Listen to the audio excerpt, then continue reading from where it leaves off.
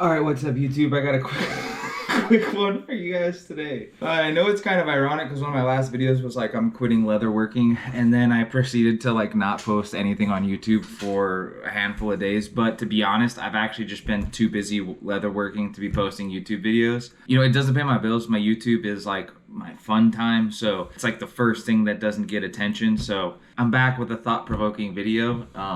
Now I'm going to start by saying I'm not, famous per se, but I have a decent following, I'll do the quick math. On Instagram, I have 23,000 something, 4,000 on YouTube, plus another 18,000 on my Facebook business page, plus another 4,000 on my personal Facebook, plus another 16,000 on my TikTok. So rounding down, I have 65,000 unique followers across all platforms. So pursuing the career that I have and putting myself out there on the internet as an artist, I got, 65,000 people can see my content just by the nature of them following me. When you're just starting out and nobody knows who you are and you're like fighting for your 200 followers or, you hit 1,000 followers and you're like, oh my God, this is so crazy. I know what that's like. I grinded, from 0 followers across everything to where I'm at now. I have some experience also being on the internet as a person in the public eye for like 6 years now. But what nobody talks to you about is how many of these people are fucking insane. Like when you're just starting out, you might have a couple followers and somebody might leave like a shitty comment going like, hey, your stitching is wobbled, and then that hurts you for a long time and you're like, damn, they called me out on my stitching that was a little wobbly, and then you like hold on to it for 3 years and you just like, well, I'm never gonna have wobbly stitches again. I guess you could call those haters, right? But sometimes, especially when you're in the beginning, you're just like, you're not doing anything really that cool for people to just flat out hate on you. Maybe they might just be assholes who are pointing something out who, they don't realize maybe how negative or hurtful the comment is. But when you start dealing with like a stadium's worth of people, holy fuck. But for example, Madison Square Garden is 19,500 people seats. So I'm not saying I could fill up Madison Square Garden if I show it up, right? But I have 65,000 followers across all platforms. Madison Square Garden is 19.5. So the amount of followers and people who have clicked the follow button can fit into 3 Madison Square Gardens. You start gaining attention and you start getting a following. People tell you like, oh, you're going to get haters and whatever. But you have to consider, right? You take 1,000 people, right? Let's call 500 of them are good people. 500 of them are not that great people, right? And of the 500 good people, there's like 10 saints. And of the 500 bad people, there's 10 fucking psychopaths, right? So today I just wanted to talk about possibly my most diabolically pathetic comment exchange I've ever dealt with. You start when you start being able to fill up Madison Square Garden 3 separate times, you're bound to run into people who are fucking unhinged, mentally unstable, psychopaths. And on top of it, you got to consider like those are, the 65,000 people are just people who have clicked the follow button. You're going to get people who don't follow you, who come across your content. So, the reach is probably triple, double that, people who have seen your stuff but aren't actually following you. And I'm bummed that I didn't jump on this earlier because it's been about a month since this has happened. And it's been sitting in the back of my head, not because it's upsetting or I'm offended by it or I have like negative emotions about it. It's been sitting in the back of my head to remind myself of like, now that you have this following, no matter what you do, you're going to come in contact with people who are straight up mentally unstable, which I kind of knew, but to see how crazy this dude is really kind of put it in perspective. But it all starts out with this dude on YouTube here. This dude's like, hey, this is super sick. How much? And most crafters and most artists don't post their pricing on their comments because stuff can change. And that's no exception with me. Like, I'm a one-man show. So, for example, every year since I started, I've given myself a new pricing every single year. I only taken so much work. So the only way for me to grow and make more money and progress along my career path is to charge more, because I can try and work faster, which I'm working basically as fast as I can at all times. If I have stuff coming in faster than I can get stuff going out, I will eventually just have an infinitely long wait list, which I don't believe in. I don't like taking people's money and telling them, all right, man, well, I'll take your money today, but I'm telling you right now, I'm not going to think about it for 6 months. So it's a juggling act, right? Like, with that being said, this dude asked me pricing on my comments, which I tell everybody, my link is in my bio. It's pretty simple. Like, I don't know about you guys, but if you're like following somebody online and you want to place an order, if you're serious about placing an order, do you leave a fucking comment on some random video? Or do you like maybe go in the person's bio to see if they have a website, to see if you can find more information, right? So automatically when people ask pricing in comment sections, I can tell you they're already not as serious as the average customer who ends up buying, because they don't have the common courtesy or wherewithal to go straight in and like learn more and see if they can't find pricing, see if they can't do more research to get involved with you. It's like, imagine going on like the Target Instagram and leaving Target a comment like, how much for this table that you just posted on your Instagram? Like, it doesn't make any fucking sense.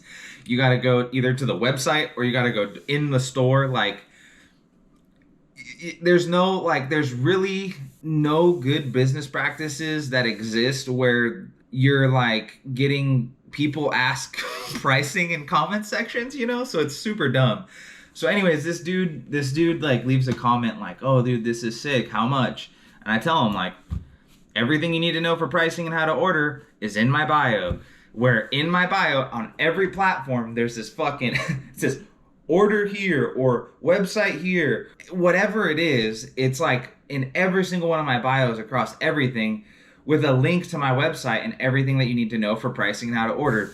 So that's what I leave the comment. I tell them everything you need to know is for pricing and how to order is right here. And this dude completely snaps. This dude goes from, oh my God, this is super cool, how do I buy one, to basically like, you have the worst business practices of all time, and everybody should know that you're a terrible person, you don't know what you're doing, and I hate you until I die. Like, I'll just show you guys some of, I guess, the comments that this dude just went basically on a tirade. I didn't tell him off at the end, but I did make him feel super stupid at the end, so he like went back and deleted his comment, his initial one, so he doesn't seem as crazy, and now he just seems like a guy who's talking shit versus a guy who was very interested, and now he's talking shit, and now he seems like a complete psychopath. His first comment should have been down here, which was like, how much does this cost? This is sick. And I tell him, link in my bio, and then he just goes, it's an overpriced piece of junk that's gonna cost you $300 to $400 for a basic belt. They're disrespectful, and you have to text someone and call, and I hope you paying them will get it to you. Not to mention they make you go to their terrible website and fumble around on their terrible website with their terrible product, and you can get much better quality for cheaper. So I'm like, okay, man, like, what the fuck? Like, all right. That's why I'm like, bro went from I want this to trying to tear my whole business down. I'm gonna keep looking around, because this dude left like fucking 12 comments. Dude, he deleted like half of his comments. I should have verified, I guess, before I made this video, but he deleted like half of his comments. Here's another video where he just goes, don't know what you're doing. Okay, man. Don't know what I'm doing, alright. No problem. Then here he goes. So he goes, learn to work leather. What the fuck? Okay, man. And then I'm like, shiver me timber. Just like, people think like you can hurt you with your words. And then this guy goes, worst product I've ever seen. It's like, it's like ridiculous. And then I'm just like, man. And then here he goes, he's like, I post this video with this pistol case, which he's kind of right. This would cost you close to $600. This would probably cost you like, maybe not 600, but it would cost you probably like $400. So I'm just like, dude, he's so personally offended that he can't personally afford my goods, which is fine. Like, to be honest, I can't even afford my own stuff. Like, I wouldn't. The thing is like, business isn't personal. Like, I can't afford my stuff, but that's because I don't make as much money as the types of clients that I work for do. Like, I charge what the world tells me that I'm worth. When I charge a certain amount and, you know, my wait list is growing and growing and growing, and I tell people how much I cost, and they're like, oh, that's not bad at all. I thought it was going to be way worse. Or you get people who tell you, oh, I thought you were going to charge me way more. Or you get a wait list that's 5 months long, and there's 100 people waiting in line to basically get something made by you that is not going to be touched for another 4 months. The world tells you what you're worth, and that's what I charge. You know what I mean? I don't set my own pricing. I do, but I don't. I let the world tell me what I'm worth, which is good in some ways, but it's bad in others. You know, it's bad because, of course, I want to charge fucking more, but it's good because if you provide the world value, you will get monetary returns. That's how the world works. That's how capitalism works. Look, man, I'm sorry, but if you're the janitor at a McDonald's, you're not going to make the same amount of money as a dude fucking doing open heart surgery and everything in between. You know what I'm saying? So I don't get it. Here's he's leaving a comment. This dude named Andy who placed an order, who clearly fucking wants my work, he goes, Andy wouldn't let Woody wear your leather.